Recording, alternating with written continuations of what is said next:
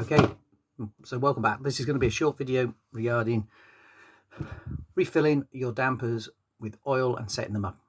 Okay, so I have taken everything apart from the internals, which I don't need to do. I've checked to make sure everything's nice and clean all around here. Make sure that's all nice and clean. The shaft is clean.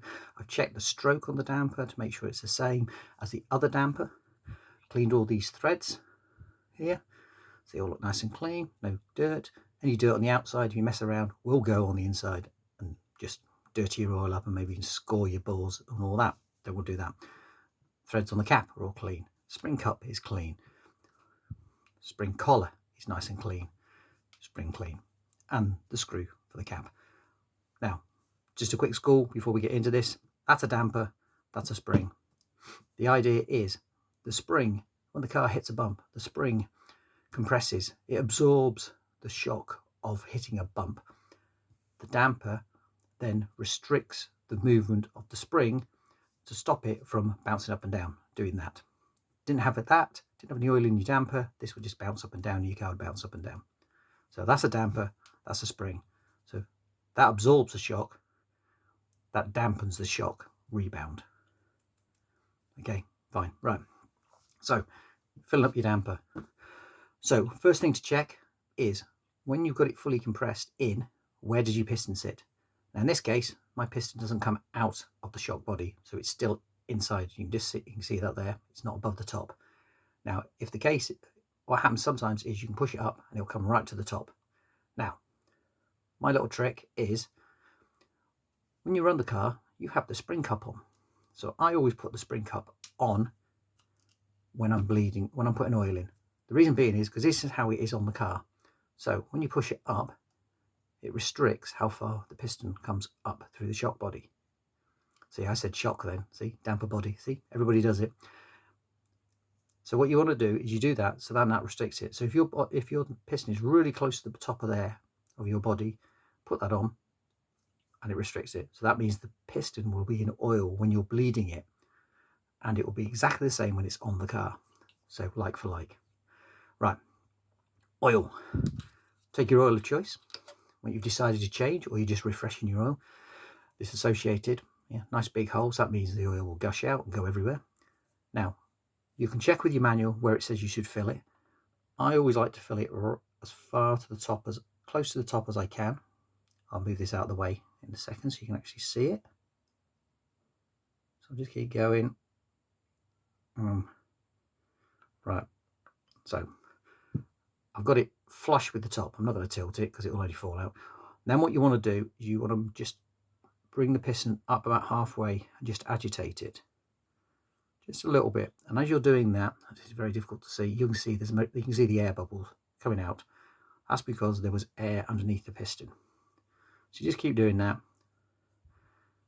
for a little bit. You can see eventually all the air bubbles will float to the top. Very difficult to see in this light. Now, next thing you want to do is you want to put that somewhere to allow all those air bubbles to come out. That's what this shock stand is here for. See, shock, see? So put it in there. You don't have to have one of these. You could just find something to rest it against. I used to use an old wheel. Just put it in the wheel. Just make sure you don't knock it. So you want to leave that. The longer you can leave it, the better, because all the air comes out. You can buy these vacuum pumps which do the job, but again, if you want to spend that money, you can. If you don't, just leave it there. Now, if you're doing it in the middle of a race meeting, you might be rushing yourself. So what we're going to do is I'm going to put that there. I'm just going to leave it for a couple of minutes, and we'll come back to that. So I'll just pause the video and I'll come back. Okay, so we're back. So it's been a couple of minutes. Majority of the air bubbles have come out. There are still a few in there, but I'm at a race meeting. Haven't got much time, in a bit of a rush. That's mostly what's going to happen. So you're just going to get on with it. You've got rid of a lot of the bubbles. Now, take your cap and very carefully put it on. Now, what I did do, because I was moving the piston up and down, the oil had dropped a little bit, so I just made sure it was right on the top again. So just want to be very careful when I screw this on. So Make sure I don't cross the threads. Don't force it. If it's feeling gritty, it means you have got some dirt in those threads. So you need to make sure they're nice and clean. So then we make sure it's nice and tight by hand. You can tighten it using a tool if you so wish, but I don't. Right, now what you do, this is where it gets dirty, is you want to move that piston right to the top. So as I start to push it, you start to see the oil start to come out the bleed port. Just keep going. Now you can just let it run all the time, or you can just keep dabbing it away. I like to dab it away. Oh, didn't see that, sorry, I moved it too far away from the camera. Just keep going, and eventually you will get the top of your stroke. You can't go any further. Right, I can't go any further now, so I'm holding that in place, and I'm just going to give it a proper wipe. Right, make sure there's no oil around. Right, so that is now ready to go. Now, don't touch it, leave it like that. I just rest it in my damper stand. Take the bleed screw. I'm just going to put that in. Now, for the first purposes, I'm not going to go all the way. Don't need to, purely because I know I'm going to have to take it out again. So just make sure there's no oil around there. Right, okay. So now what you need to do is you now need to move this piston up and down in the damper. I'm just going to move it up and down a couple of times. As you can see, the piston has been pushed down. As I push it up again, it's moving a little bit. So agitate it a bit more. And it's doing it again. I just pushed it down a little bit. That means it's got a little bit of rebound. Now, in some cases that's good, some cases not. Now, I don't like to run any rebound. So the way to get rid of that, I'll take the bleed screw out. And I slowly push the piston back up again. And a little bit more oil has come out. So I'll just wipe that off. And then put the bleed screw back in.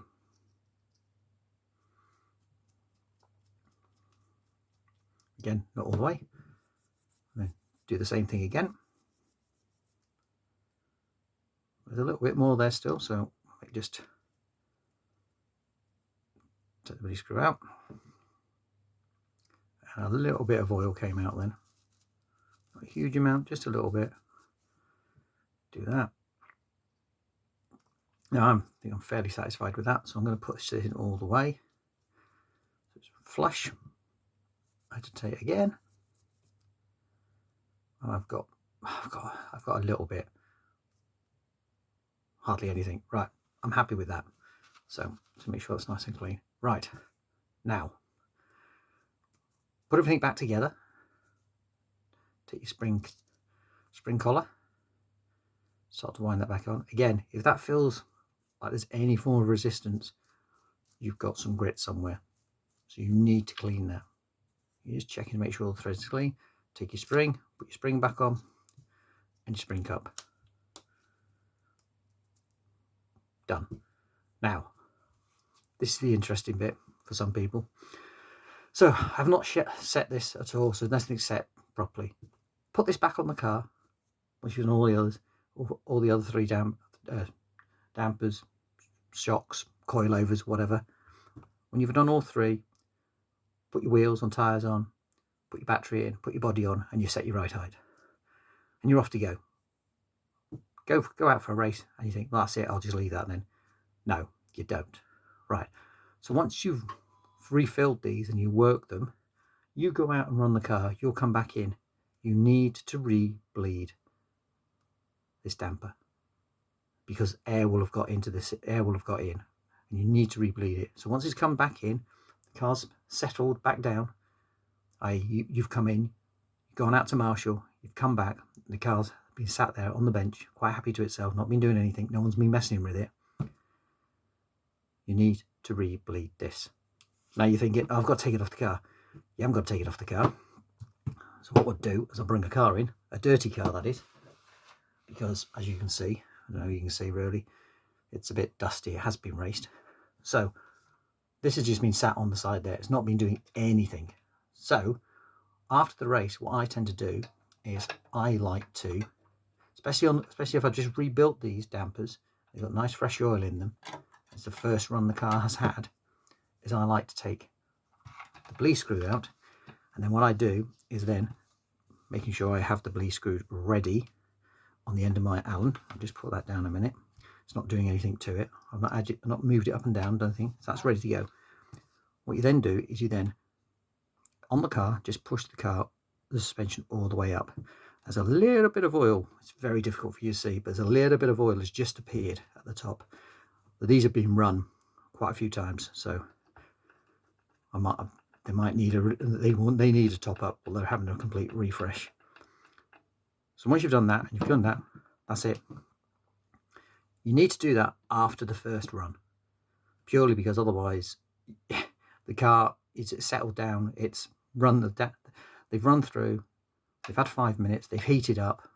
Air's going to have mixed with the oil and everything else. Let it sell and do it. Because if you don't, if you have to if you want to test it, take this unit off. And if you compress it, take the spring off. And if you compress the shaft into the body and let go, guarantee you'll have rebound. It'll push itself back out again because of everything that's been going on. So you need to rebleed them after the first time you've run them. I like to do it the first time, and then maybe after every other run, just to keep an eye on them. And if you do it and you push it up and you're not getting any oil out, it's completely bone dry in that thread there, then it's time for you to maybe take the old oil out, put some fresh stuff in, or top it up, depending on how dirty that oil is when you look inside, until you get some oil out, and you rebleed them as I've just done there, and they're set to go. This changes the characteristics of the car quite a lot. You can come in and do that, because if you're getting rebound on one damper and not on the other, the car handling from left to right will be different. So hope that helps. Have fun.